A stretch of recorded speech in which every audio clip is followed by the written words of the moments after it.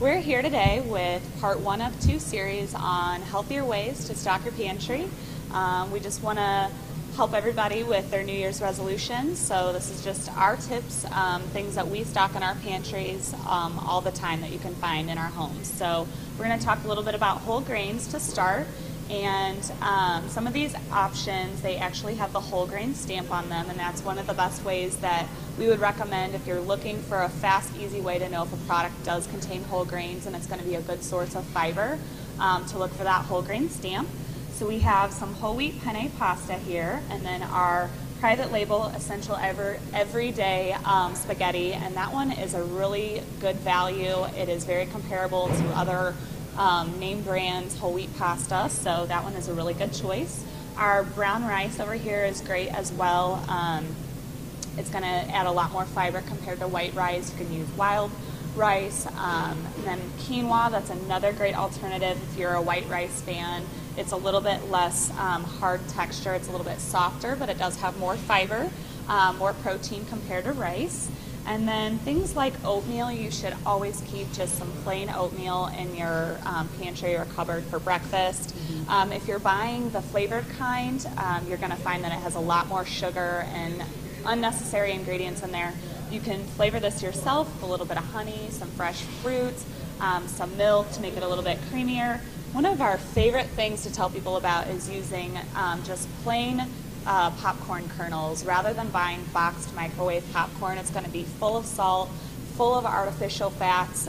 Trans fats is going to be the number one. So this way you can flavor it yourself.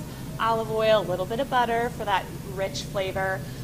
It's just going to be a much better option to have in your pantry.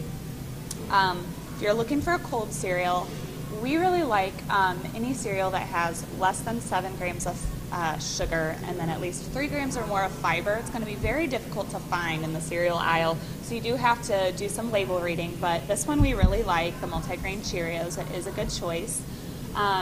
These are probably one of my favorites. I am buying these at least once or twice a month. The Thomas 100% whole wheat English muffins. They do have the whole grain stamp. They're a really good source of fiber. I love having that in the morning with an egg, some low fat or reduced fat cheese on top, maybe a little bit of guacamole. Very healthy breakfast choice. And then finally our wraps down here. They're one of our favorite wraps to use. A lot of times you'll get a whole wheat tortilla and it's very dry and just not very palatable. This one is a really good choice. It's very soft. Even Hope's kids really like it, so that's a great choice. So next we're moving on to the protein section of our pantry staples. A lot of times, you know, we might have vegetarian requests from people or people that just kind of want to cut back a little bit on meat.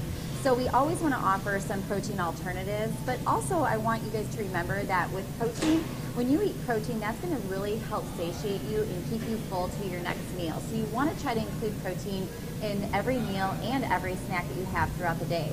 So we've got some great items to keep on hand so you always have a backup plan when you're looking for protein, whether it be at a meal or a snack. First and foremost is nuts. They're filled with those heart-healthy monounsaturated fats, and that's super important because you want to make sure when you're having protein that it's lower in the saturated fat. So nuts make a great alternative when you're looking for a healthy snack.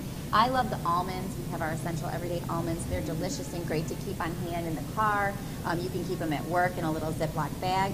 Pistachios are always good too, and if you get them with the shell on, it will actually help you slow down because it is very easy to overeat with nuts, and while they are a good thing, we don't want to eat too many of them, so about a handful.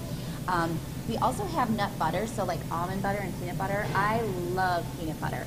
I always have this in my pantry. It's a great backup to, like, you know, a protein breakfast. Instead of eggs every morning, you can do peanut butter for breakfast, a peanut butter toast. I give my kids peanut butter sandwiches for school to help keep them full throughout the day. This is a shelf-stable one, but once you do open it, you do want to keep it in the refrigerator because the oil tends to separate. We also have sunflower seeds. Those are great to add a little crunch. You can do a trail mix with some raisins and dark chocolate chips. I like to put them on top of salads for a nice crunch instead of croutons. And then you will also notice that we have some pouches of tuna and salmon. This is a great way to eat budget-friendly fish. You're looking for those omega-3 fats that you hear so much about that are heart healthy in your salmon and tuna. The pouches are the way to go. We always recommend looking for the low sodium ones. and topping them on top of salads. You can make salmon patties out of these. You can put them in a tortilla for a lunch. So it's very versatile. And then, of course, beans. We love the convenience of canned beans, but the one thing you have to remember is canned beans a lot of times will contain that extra salt, especially the water that they're sitting in. So you want to rinse them to bring down the sodium. It brings down the sodium about 40%, but the best bet is to look for ones that are low sodium or salt free. So this has been part one, and we want you to stay tuned for part two of our pantry staples.